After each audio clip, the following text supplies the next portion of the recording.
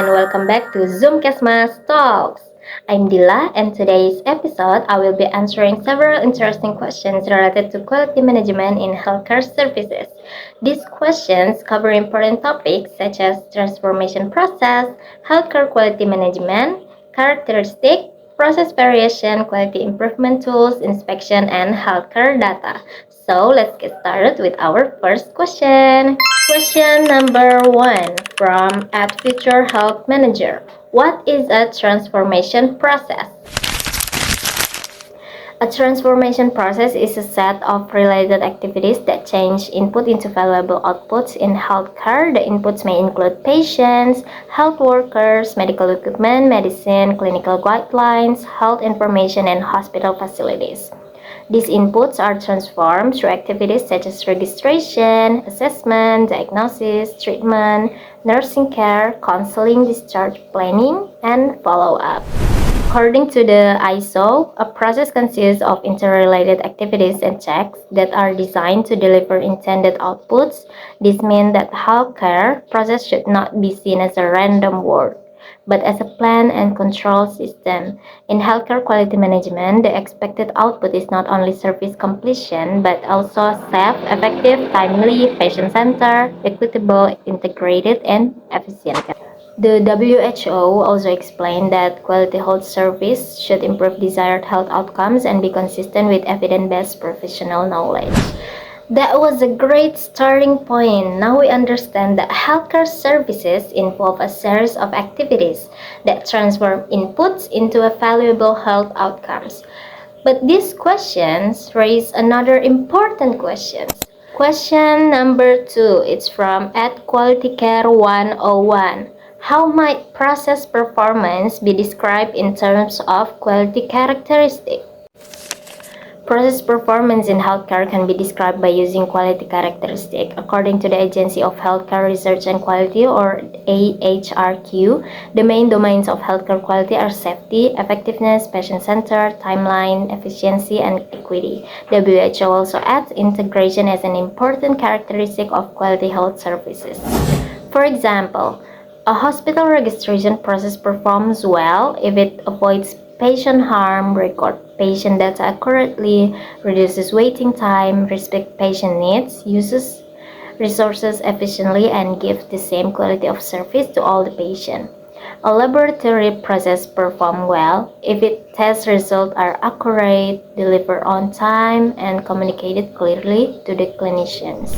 Thank you for that questions. We have learned that healthcare quality can be assessed through characteristics such as safety, effectiveness, efficiency, timelines, equity, and patient-centered care. However, healthcare performance is not always exactly the same every day. Some variation is normal, while some variation may indicate a problem.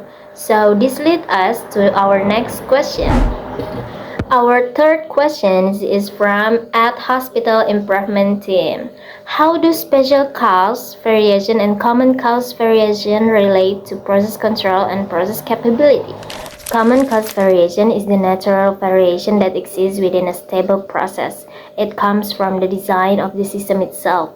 For example, outpatient waiting time may vary slightly from day to day because patient arrival, staff workload, and case complexity are not always identical.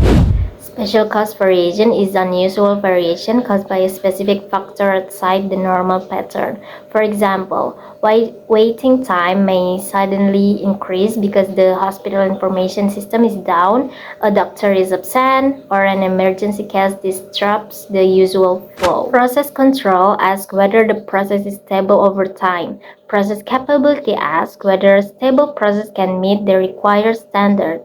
NHS will explain that control charts help distinguish common cause and special cause variation, determine process stability, assess process capability, and choose the right improvement strategy.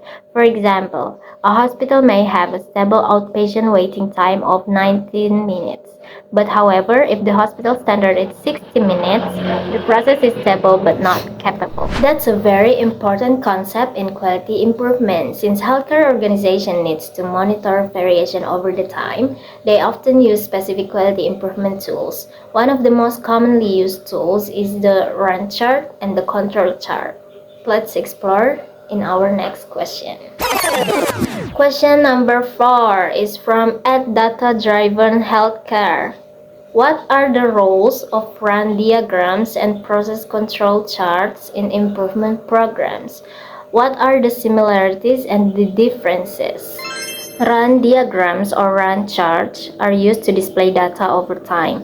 According to NHS guidance, a run chart shows a measurement on the vertical axis and time on the horizontal axis, with a median line as the center line. In healthcare improvement, a run chart helps teams see whether performance changed after an intervention, such as a new triage system, new registration flow, or staff training. Process control charts also show data over time, but they provide deeper statistical analysis. NHS guidance explained that control charts use a mean line and control limits. These limits help identify whether changes in performance are part of a normal variation or a signal of special case variation. The similarity is that both charts monitor performance over time. Both help healthcare teams avoid judging quality from one data point only. Both can show whether an improvement effort is producing a visible change. The difference is that a run chart is simpler and uses the median as its center line. A control chart is more analytical because it uses the mean and statistical control limits. Therefore, run charts are useful for simple monitoring and early improvement work, while control charts are more useful for identifying process stability, special cause variation, and sustained improvement. That's a very good question. So, as we have discussed, control charts help organizations understand process stability and variation. But many people wonder why quality professionals often use more than one chart at the same time. Let's find out and let's move on to another question. Question number 5 is from @healthcare statistic.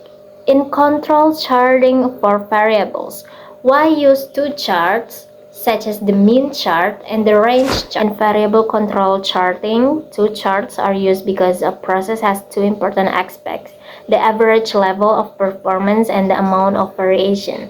The mean chart shows whether the process average change over time. The range chart shows whether the spread or variability within the process change over time.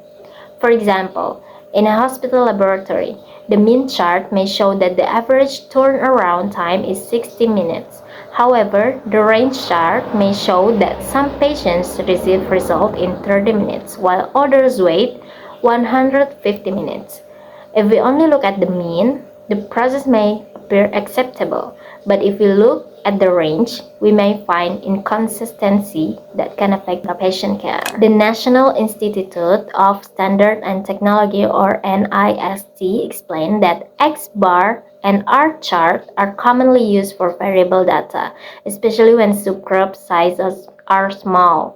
NIST also explained that the R chart controls process variability because the sample range is related to the process standard deviation. Therefore, mean and range charts should be used together because quality is not only about achieving a good average, it is also about reducing unsafe and unpredictable variation. These discussions reminds us that quality is not only about achieving a good average result, but also about maintaining consistency and reducing variation. Now let's move on to another important topic in quality management. Question number 6 from @patient safety advocate. Okay. Inspection does not necessarily lead to quality. Discuss. Inspection does not necessarily lead to the quality because inspection usually find problems after they have already happened. In healthcare, this may include detecting incomplete medical records, wrong labels, delayed service, medication error, or poor documentation. However, finding a problem is not the same as preventing the problem. For example, Medication safety should not depend only on checking errors after they occur.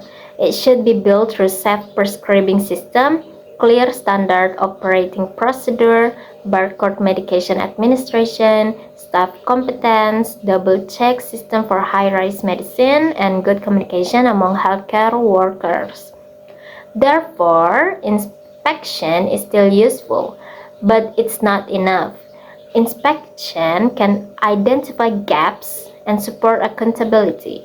However, real quality improvement requires a better process design, prevention, staff training, leadership, monitoring, and continuous improvement. So, the discussion highlights an important lesson. Quality cannot simply be inspected into a service, it must be built into the process itself. However, effective improvement also depends on having accurate and reliable information. This leads us to our final question from @Health Data Analyst. Quality is as good as the data is. Discuss how do variable data differ from attribute data. Variable data are numerical data measured on a scale. Examples include waiting time in minutes, blood pressure, length of stay, laboratory turnaround time, and patient satisfaction score. Attribute data are counted or classified into categories.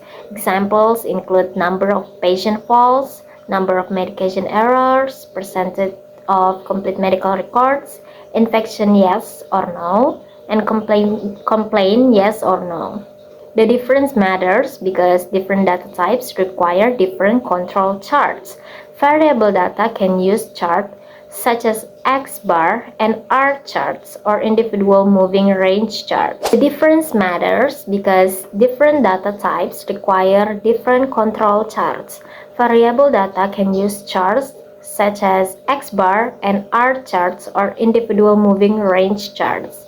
Attribute data can use charts such as P charts, U charts, C charts, or NP charts, depending on whether the data are proportion, rates, or counts.